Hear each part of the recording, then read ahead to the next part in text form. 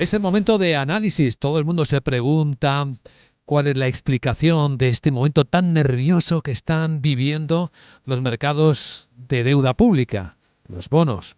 Y esto es de especial interés para todo el mundo, para quienes invierten en renta fija, porque es un termómetro muy sensible de la incertidumbre que nos acompaña en este momento de nuestras vidas. Pues vamos a hablar de ello, de la tensión en los bonos americanos, de incluso los japoneses, que también está ahí, y de cómo se están abriendo brechas, como las diferencias, los diferenciales con las deudas públicas de otras zonas, como la europea. No deja de ser llamativo todo esto que está ocurriendo. Nos acompaña en Capital Radio Gregorio Llaga, el socio director de Welcome Asset Management. Goyo, ¿cómo estás? Muy buenos días. Muy buenos días, Luis Vicente. Un placer, como siempre. Pues hay quien se pregunta, ¿esto puede ser una alerta temprana, este nerviosismo que está recorriendo los bonos de todo el mundo? ¿Qué refleja exactamente? ¿Cómo lo explicaría de una forma sencilla? La verdad es que, en nuestra opinión, el mundo le está prestando poca atención al mercado de bonos. O sea, los activos de riesgo, todo se está moviendo en función del mercado de bonos. Y lo que le está diciendo la curva americana al señor Trump es, señor Trump, el problema no es que Powell baje tipos o no, el problema es el déficit.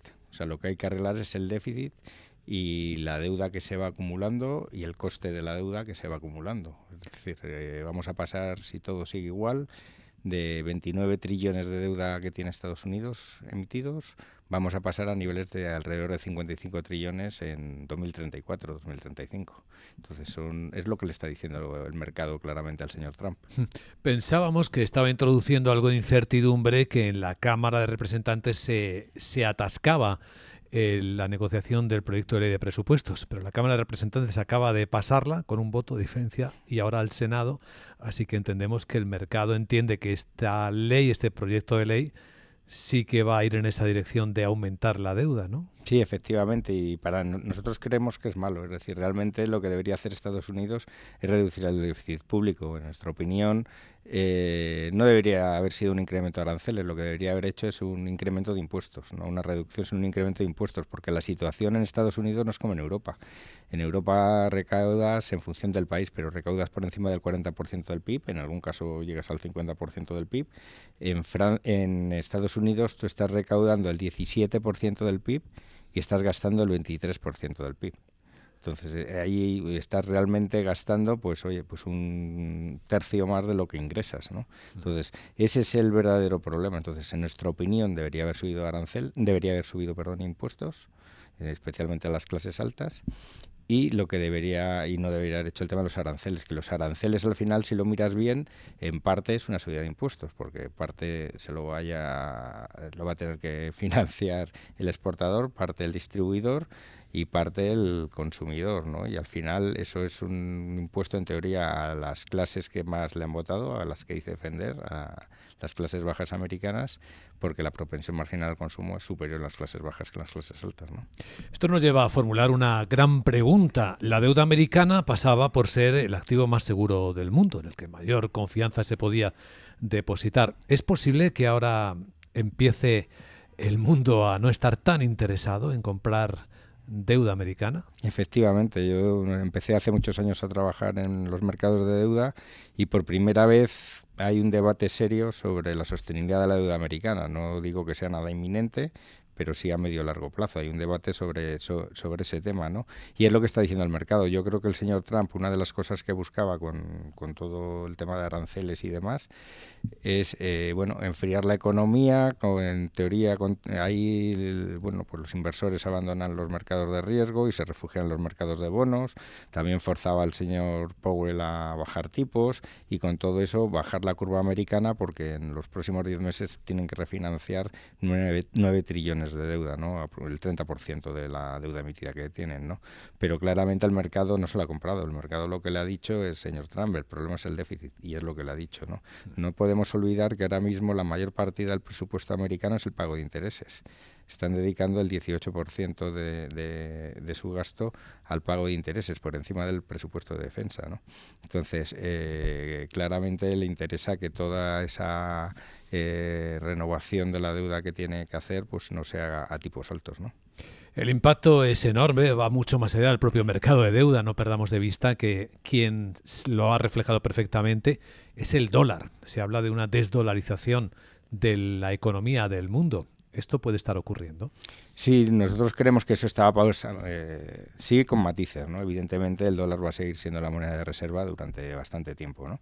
Eso es un proceso que ya estaba ocurriendo, ¿no? Estábamos viendo cómo divisa de reserva, bueno, pues iba bajando paulatinamente, siendo el 70% de las reservas mundiales, ¿no? Pero estábamos viendo cómo iba bajando paulatinamente, ¿no? Es lógico, ¿no? Al final venimos de un mundo en el que todo el comercio era norte-sur, sur-norte, y ahora vivimos en un mundo en el que poco a poco pues hay cada vez más comercio sur-sur. Si además tú utilizas bueno, pues tus armas económicas, el dólar, el SWIFT, todo como instrumento político, pues es lógico que otras naciones, ¿no? Oye, Rusia, China, en fin, las naciones del sur pues intenten establecer sus propias monedas de reserva, ¿no? Entonces, todo esto lo que yo sí que creo es que ha generado una cierta desconfianza, y digamos que ese proceso pues bueno, pues ha ocurrido, se ha acelerado un poco ese proceso, ¿no? También pensamos que puede haber sobrereaccionado un poco.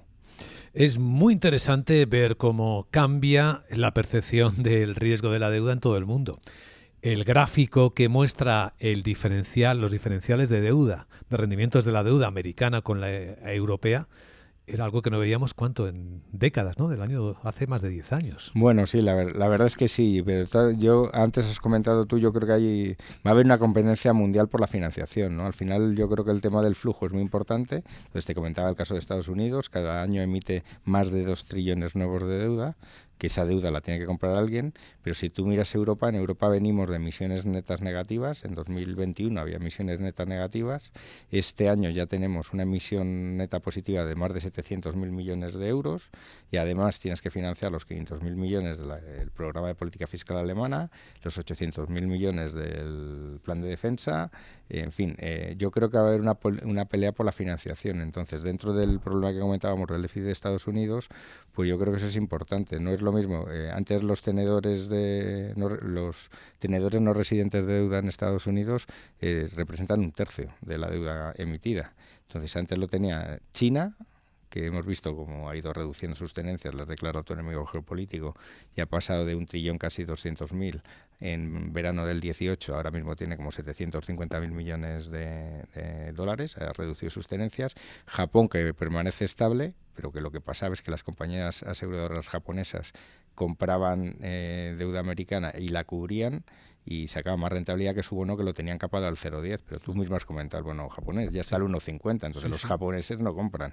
Entonces, ¿quién está comprando ahora la deuda americana? Pues está comprando hedge funds, se ve en las tenencias de países como pueden ser Luxemburgo, como puede ser Bélgica, Islas Caimán, Irlanda, países donde hay cámaras de compensación. ¿Quién está comprando la deuda americana? Pues la están comprando ahora mismo los hedge funds y lo están comprando los gestores, ¿no? Y eso sí, estás cambiando un tenedor estructural, es decir, bancos centrales y compañías de seguros que te van a comprar un poco independientemente del precio, a inversores que te van a exigir rentabilidad. Entonces, es un proceso, la verdad, que curioso ver cómo va a aumentar la competencia por la financiación en los mercados mundiales. Una pelea por la financiación, claro, suena a una evidencia. Presión al alza de los tipos de interés y algo que deben tener en cuenta quienes invierten en bonos o en renta fija. Y aquí sí que apelo a la experiencia larga de Goyo Llaga en la gestión de renta fija. ¿Cómo debe enfrentarse, con qué tipo de estrategia debe enfocar un inversor que tenga en su cartera renta fija esta escena? Va a afectar a los inversores en renta fija y a los inversores en general. O sea, fíjate cómo a medida que el bono americano se mueve entre el 4,5 y el 5% en 10 años, bueno, pues sufren los mercados de riesgo. El otro día, cuando salió una subasta de deuda americana de 20 años, que normalmente las peticiones sobre lo emitido pues suelen ser alrededor de 2,70, fue de 2,40, había pocos inversores internacionales, el bono americano se te fue del 2,50 al 2,59 y ahí fue cuando el S&P cayó un 1,60, ¿no? Es decir, quiero decir que esto va a afectar a todos los activos, afecta realmente a todos los activos. Por eso decía que los inversores tienen que tener el foco, en nuestra opinión, en Wellcome Asset Management, en nuestra opinión, deberían tener el foco en la curva de deuda americana, ¿no? Y respondiendo concretamente a la pregunta que me has hecho, bueno, evidentemente, duración, nosotros no pensamos que haya que tener, sí que han cambiado ciertos factores, es decir, había 3 motivos para no tener duración, para no tener vencimientos largos, había 3 motivos. Uno es el flujo, que es el que estoy comentando, ¿no? Y ese sigue siendo muy negativo para coger vencimientos más largos. Otro es el entorno macro y lo que van a hacer los bancos centrales, que digamos que ahí, de estar en un entorno en el que claramente la economía estaba bien, bueno, vamos hacia un enfriamiento claro. Y otro que sí que ha cambiado mucho es la pendiente de la curva, ¿no? O sea, uno de los motivos para no coger vencimientos largos es que en verano del año pasado, en verano del 24, el 2 años te pagaba 50 puntos básicos por encima del 10 años. Entonces, ¿para qué voy a coger un riesgo nuevo en la cartera alargando vencimientos y ya me paga el corto, ¿no? Claro. Eso sí que ha cambiado. Ahora mismo te está pagando en el bono alemán, te está pagando 80 puntos básicos más el 10 años que el 2 años.